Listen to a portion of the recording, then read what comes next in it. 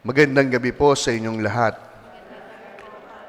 Ngayon ating pinagdiriwang ang dakilang kapistahan ng Epifania, Epiphany, o ibig sabihin, the manifestation of God, not only to the Israelites, but to the world, being the light of all nations. Ang ibig sabihin ng Epifania, ang Diyos hindi lamang nagpakilala, kundi ang Diyos nagpamalas ng kanyang angking kapangyarihan. Kilala rin po yung kapistahang ito sa ilang mga paganong bansa bilang the Feast of the Three Wise Men, na siyang kumakatawan sa tatlong hari na sumisimbolo sa iba't ibang bansa na nagpugay at nagparangal sa batang sanggol. Kung ating titingnan, ang tawag po natin sa wise sa Tagalog ay wais. Wais. Ano po ba ang kahulugan ng isang taong wise o wais? Kapag sinabi natin, wais ang taong yan. Kapag sinabi po nating wais, matalino. Alam ang kahit anong pwedeng gawin. Kaya niyang solusyonan anumang problema o suliranin. Kaya kapag sinabing wais ka, magaling ka din. Ang isang taong wais, dahil matalino, maabilidad. Kaya niyang lusutan ang kahit anong gusot na kanyang kapapasukan. O kaya naman, ang taong wise o wais ay masasabing magaling kapag nagkasabay-sabay ang mga gawain at nagtatagumpay pa din. Halimbawa, isang estudyante, wais yan kapag kaya mag-aral kasabay ng pagpaparty, kasabay ng paggimik, wais. Ang tatlong haring mago o three wise men ay magtuturo sa atin paano nga ba ang maging tunay na wais sa harapan ng Panginoon. Paano nga ba natin masasabing wais tayo ngayong pagpasok ng ating bagong taon? Una, wise o wais tayong matuturing kung tayo ay naghahanap sa Diyos. Just like the three wise men in the gospel, they looked for Jesus. Wais tayong matatawag kapag kagaya ng tatlong haring ito, ibig natin makita ang Diyos. Sa Ebanghelyo, hinanap po nila ang bagong silang na sanggol. Sa tulong ng talang kanilang naging gabay, natagpuan si Jesus. Kaya't ngayong bagong taon, ito rin po yung paanyaya para sa atin. Upang tayo ay maging matalino, upang tayo ay maging magaling, upang tayo ay maging maabilidad, hanapin si Jesus. Hindi lamang sa Belen, hindi lamang sa sabsaban, kundi hanapin si Jesus sa bawat kaganapan ng ating buhay. Hanapin ang Diyos sa bawat taong makakasalamuhan natin. At nawa, sikapin nating matagpuan si Jesus kahit pa sa sitwasyon o mga tao na nagpapahirap sa atin. Nawa sa pagsisimula natin ng ating bagong taon, matagpuan natin ng Diyos. Makita natin si Jesus. Tunay nating masasabi sa sarili, wais ang taong ito. Pangalawa, tayo din ay magiging wais kung matapos natin makita si Jesus, tayo ay mananatili sa Kanya. Magpapatuloy tayo sa buhay sa ating bagong taon na ang Diyos ay kasama. Magpapatuloy tayo ng paglalakbay sa buhay ngayong bagong taon ng kapiling si Jesus. Kung ating titingnan, ganito po yung nangyari sa tatlong haring mago sa kwento. Nang dumalaw ang tatlong haring mago sapagkat natagpuan si Jesus, ano po kanilang ginawa? Nagpuri at nanatili. Wais ang taong matapos matagpuan ng Diyos, hindi niya to iiwanan. Wais ang taong matapos makita si Jesus, mananatili siya upang ang Diyos ay samahan. Wais ang tawag natin kapag hinayaan din natin si Jesus manatili sa buhay natin. Bakit? Sapagkat kung wala po ang Diyos sa ating buhay, hindi tunay na bago ang ating bagong taon.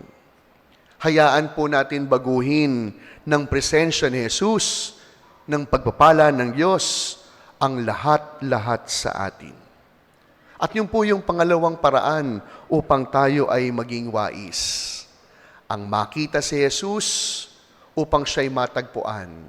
At kapag natagpuan natin ng Diyos, hindi natin siya iiwanan. Panghuli, masasabi nating tunay na natagpuan na natin ng Diyos at piniling manatili sa Kanya kung kagaya po ng 3 haring mago, may magbabago sa atin. You see, after the wise men followed the star, after they have found Jesus in the stable, they stayed with Him. And after staying with Jesus, they were no longer the same. They were now changed persons and took a different road coming home. Very symbolic. Hindi ba ganito po yung nangyayari sa atin? Matapos po natin matagpuan si Jesus, magbabago tayo ng landas.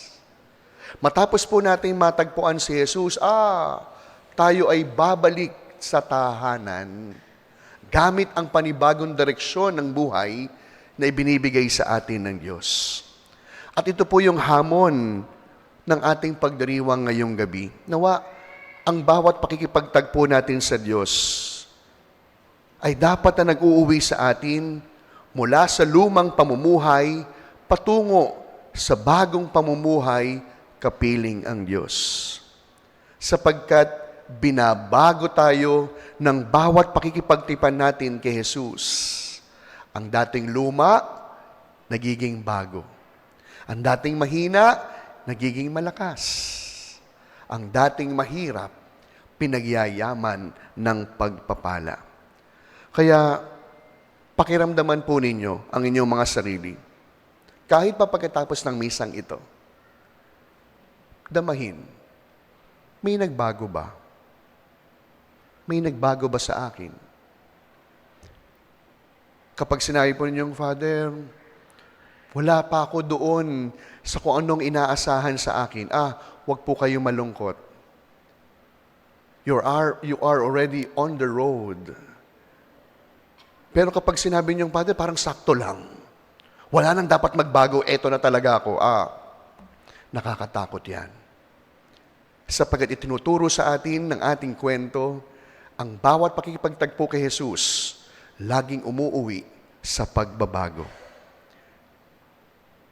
Sa Lunes, pagdiriwang natin ang pagbibinyag sa Panginoon at opisyal na rin magtatapos ang panahon ng Kapaskuhan.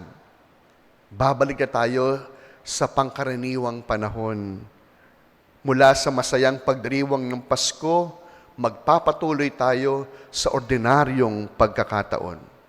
Isang paalala po, huwag po nating hayaan na maitabi natin ang tunay na diwa ng Kapaskuhan. Walang iba kung hindi si Jesus. Bigyan po natin ng puwang si Jesus at manatili hindi lamang sa Belen na ito, kundi laging bigyan ng puwang si Jesus na manatili sa puso at pamumuhay natin. At nawa, mapagsumikapan natin ang sarili na magsilbing isang epiphany. Anong ibig ko pong sabihin? Pag nakita po tayo ng ating kapwa, kanilang laging maaalala, buhay ang Diyos. Kapag nakasalubong po kayo ng inyong kapitbahay, ang kanilang laging makikita, si Jesus. Huwag na huwag po kayong papayag na magpapatuloy tayo sa 2024 nang hindi kapiling ang Panginoon. Sa pagpapatuloy ng ating misa, yun po yung biyayang ating hingin. Hanapin ang Diyos. At natitiyak ko po sa inyo, si Jesus hindi marunong makipagtaguampong. Hindi niya tayo pahihirapan upang tayo'y kanyang matagpuan. At kapag natagpuan natin si Jesus, huwag natin siyang iiwan. Manatili tayo sa Kanya. Nang sa gayon, ang ating sariling pamumuhay ay magsilbing isang napakalaking epifanya na ang Diyos muling nagpapakilala, ang Diyos muling nagpaparamdam ng kanyang presensya.